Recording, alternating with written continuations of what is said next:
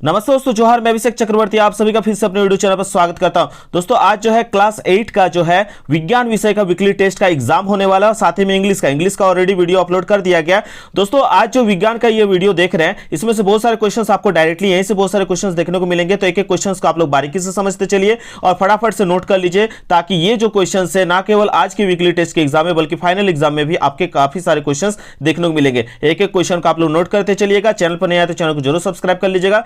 जिस भी सब्जेक्ट में दिक्कत होती है आप लोग नीचे कमेंट करके जरूर बताइएगा। तो बिना टाइम वेस्ट करते हुए एक एक क्वेश्चंस को देखते चलते हैं। पहला जो सेक्शन आप देख रहे हैं वो सेक्शन जो है आपका 10 क्वेश्चन पूछा जाएगा 2 मार्क्स करके लिए ऑब्जेक्टिव टाइप के। हर एक क्वेश्चन को हम लोग देखते चलते हैं। तो चलिए दोस्तों, लाइक कीजिए, कमेंट कीजिए और अपने दोस्तों के साथ शेयर कीजिए।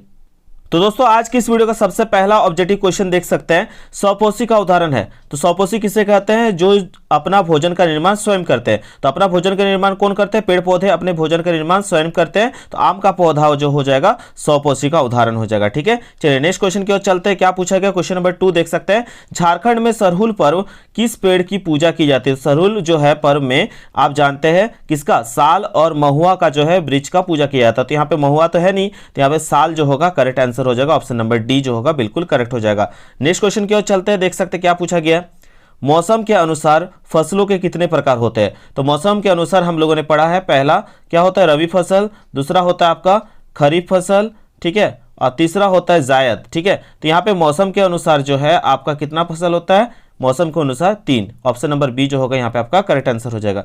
चलिए नेक्स्ट क्वेश्चन की ओर चलते। क्वेश्चन नंबर 4 क्या पूछा गया है? जायद फसल किस ऋतु में लगाया जाता है? तो जायद फसल जो है किस ऋतु में लगाया जाता है? याद रखिएगा ग्रीष्म ऋतु में, यानी मार्च अप्रैल के समय में जो है जायद फसल को लगाया जाता है। ठीक है, चलिए नेक्स्ट क्वेश्चन की ओर चलते। क्या पूछा गया? क्वेश्चन नंबर 5 में अनाज के दोनों भूसों से अनाज को दानों के भूसे से अलग करने की प्रक्रिया क्या कहते हैं? ठीक है, तो देखिए दाना जो है अनाज के भूसे से अलग करने की प्रक्रिया जो है आपका थ्रेसिंग कहलाता है। ठीक है, याद रखिएगा। चलिए नेक्स्ट क्वेश्चन की ओर चलते हैं। स्वपोषी का उदाहरण अभी हम लोगों ने बात किया, क्या होगा? आम का पौधा जो होगा करेक्ट आंसर हो जाएगा। ठीक है, चलिए नेक्स्ट क्वेश्चन की ओर चलते हैं। नेक्स्ट क्वेश्चन दोस्तों देख सकते हैं, क्वेश्चन नंबर 7 में क्या पूछा गया? जंतुओं द्वारा प्राप्त खाद्य पदार्थ है। तो जंतु के द्वारा बोला गया। ठीक है, तो दाल तो पौधों से प्राप्त होता है, फल भी जो है पेड़ से प्राप्त होता है, चावल भी जो है धान से प्राप्त होता है, जबकि शहद जो है मधुमक्खियों से प्राप्त होता है। तो यहाँ पे आपका क्या हो जाएगा? शहद यहाँ पे करेक्ट आंसर हो जाएगा। ठीक है, ऑप्शन नंबर 2 जो होगा यहाँ पे बी करेक्ट आंसर होगा। अगला क्वेश्चन पूछा गया, रेशेदार फसल है। तो रेशेदार फसल क्या होगा दोस्तों? तो कपास जो होता है रेशेदार फसल होता है। अगले क्वेश्चन की ओर चलते हैं। क्वेश्चन नंबर 9 में क्या पूछा गया? फसलों से अनाज को अलग करने की प्रक्रिया को अभी दोनी भी कहते हैं और इसी को हम लोग इंग्लिश में कहते हैं थ्रेशिंग। रिपीट हुआ है क्वेश्चन, यहाँ पे देख सकते हैं। फसलों से फसल चक्रण से मिट्टी की उर्वरता क्या होती है? फसल चक्रण से मिट्टी की जो है उर्वरता वो बढ़ जाती है। दोस्तों अभी हम लोगों ने 10 जो है एमसीक्यू यानी ऑब्जेक्टिव टाइप क्वेश्चंस देख लिया। अब हम लोग फटाफट से सब्जेक्टिव टाइप क्वेश्चंस देख लेते हैं। दोस्तों आप लोगों का ऑब्जेक्टिव टाइप क्वेश्चन में पूछा जा सकता है, निम्न में से कौन सा पारंपरिक तरीका नहीं है सिंचाई का? तो दोस्तों अभी आधुनिक तरीका चल रहा है जिसे हम ड्रिप कहते हैं। क्या कहते हैं? ड्रिप। याद रखिएगा, तो ये सिंचाई का पारंपरिक नहीं बल्कि आधुनिक तरीका है। ठीक है, इसको याद रख लीजिएगा। चलिए नेक्स्ट क्वेश्चन देखते हैं। हम लोग का पहला सब्जेक्टिव क्वेश्चन क्या पूछा गया?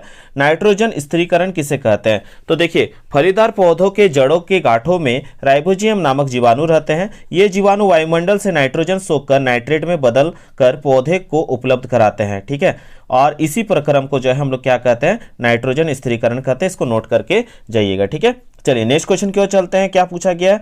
देखिए 3 टाइप का मौसमी फसल के बारे में बताया, रबी, खरीफ और आपका बताया जायद। तो यहाँ पे पूछा गया खरीफ फसल क्या है, तो उसके उदाहरण लिखिए। तो सबसे पहले लिखिएगा, जिन फसलों को वर्षा ऋतु जून जुलाई में बोया जाता है और फसल की कटाई अक्टूबर से दिसंबर तक होती है उसे हम खरीफ फसल कहते हैं। जैसे आपका सोयाबीन, कपास, ठीक है, ये सब क्या है? खरीफ फसल के उदाहरण है। ठीक है, ये 2 उदाहरण जरूर लिखिएगा। ठीक है, सोयाबीन और कपास। ठीक, चलिए तो फिर रबी फसल क्या होता है इसको भी नोट कर लीजिएगा। देखिए गेहूं, चना, आलू आदि जो है रबी फसल होता है, जिन्हें शीत ऋतु अक्टूबर में बोया जाता है और इसकी कटाई जो होता है मार्च में होता है। इसका एग्जाम्पल में मटर, सरसों, ठीक है, ये सब आता है रबी फसल में।